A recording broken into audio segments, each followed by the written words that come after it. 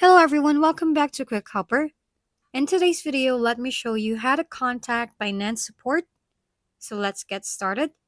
First, launch your Binance mobile application and log into your account.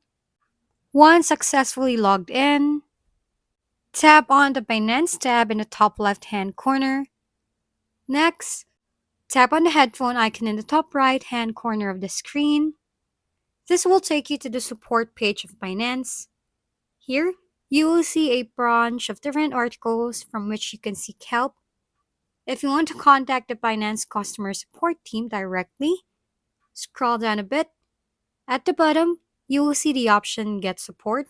Tap on Get Support, and you will be redirected to the inquiry page. On this page, use the message bar at the bottom. Among the given questions, if you find any relevant to your issue, select it and press Enter. Alternatively, you can write your own question in the section and press enter, and that's it. Thank you for watching. We hope this video helped you figure things out.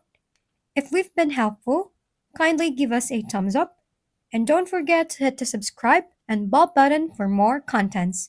For any questions and suggestions, comment down below.